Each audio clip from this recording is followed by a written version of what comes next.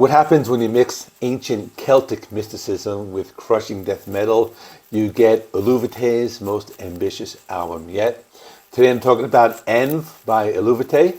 The album was released on April 25th, 2025 through Nuclear Blast Records. It's their 9th studio album.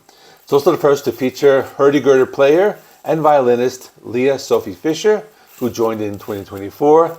This might be the most diverse folk album of the year, and you probably haven't heard it yet. First, a quick history of the band. Eluveitie is a Swiss folk metal band that was founded in Winter, Zurich in 2002 by Chigrel Glanzmann. One day, he had an idea. He decided to create the band Eluveitie as a studio project, but it was not meant to be a band in a traditional sense. It was different. Musicians were able to record tracks with no long-term commitment to the group. You may be wondering where the band's name came from.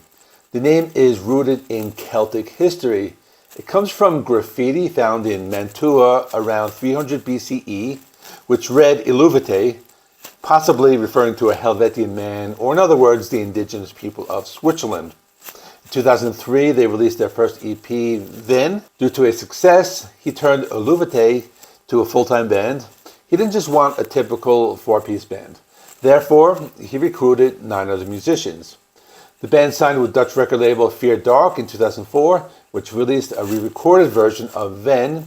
In 2006, the band released the first full-length album, Spirit, but they began to grow in popularity. Therefore, in 2007, the band signed with Nuclear Blast Records. A year later, the band released Slania in February 2008. It became their breakthrough album and reached number 35 on the Swiss charts and number 72 on the German charts. The band has released 9 studio albums and has toured extensively worldwide. The band incorporates traditional Celtic folk melodies with melodic death metal. They use traditional instruments such as hurdy-gurdies, bagpipes, fiddles, flutes, and the typical electric guitars and drums and bass and all that. The lyrics are mostly in English, but they also use the ancient Gaulish language. The sound has evolved over the years as they've incorporated more acoustic guitars on a few albums and even incorporated more female vocals into the sound. But how does all this Celtic lore tie into the latest release? We'll get to that soon. Before I continue, let me know in the comments if you have been following this band since the early days. The new album continues Eluveitie's signature blend of folk metal, melodic death metal, and Celtic metal, deeply rooted in Celtic history, mythology, and spirituality. But Env isn't just another Eluveitie album. There's something deeper going on here, so stick with me. The album is described as one of the most profound and sincere works, reflecting over 20 years of dedication to Celtic pagan knowledge and themes. They released 2 singles prior to the album's release. Premonition was released in December 2024.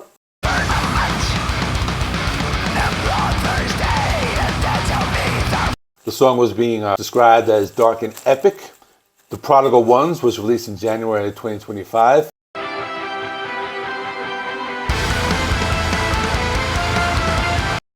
That song combines the band's classic sound with some new, unexpected, and new musical ideas. Frontman Chigrel Glanzmann described it as a punch in the face. Said its lyrics introduced the main theme of the album, ancient words thousands of years old, which is what the album is based on. The album contains 12 main tracks with bonus tracks available on the deluxe edition. I'm going to talk about the songs and what you can expect from this album.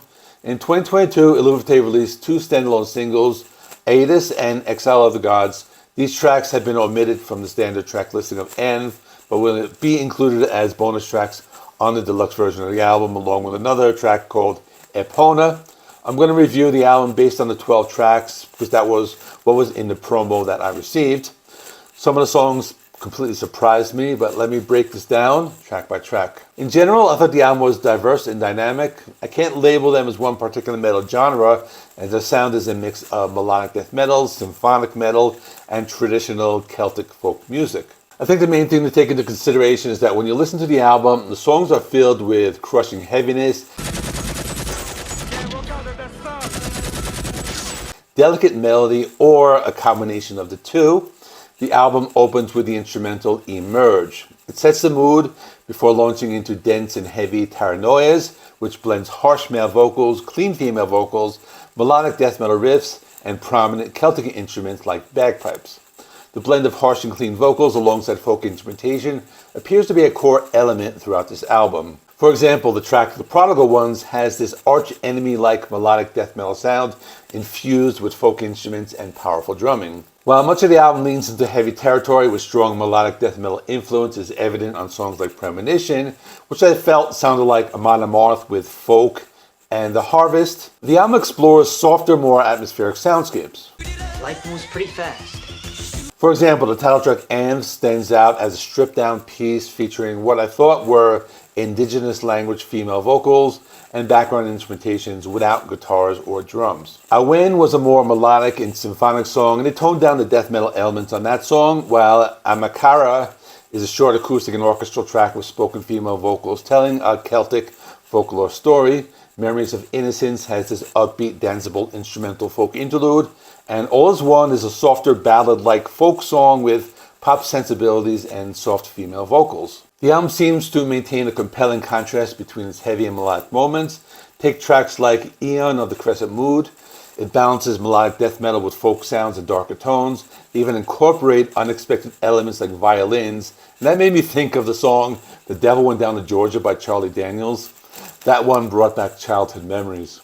The closing track, The Prophecy, builds from wind instruments and spoken chanted female vocals into a slower, heavy, yet melodic conclusion with harsh male vocals. But does End live up to the hype?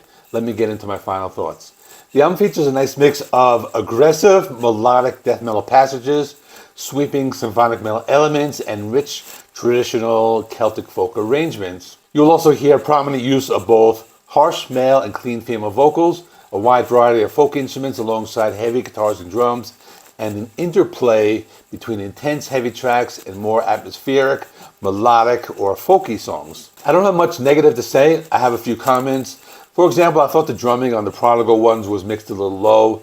Some of the heavy tracks like Premonition and The Harvest lacked clean female vocals, or they were kept at a minimum or more in the background. The reverse is true, as some songs lacked harsh male vocals, which could turn off listeners who have a preference for either one or the other. I also noticed that it wasn't always easy to identify specific kinds of folk instruments used. For example, the song The Prodigal Ones, I wasn't really sure what they were playing. In summary, I thought this was a much better album than the most recent one by Epica. We came, we saw, we kicked its ass.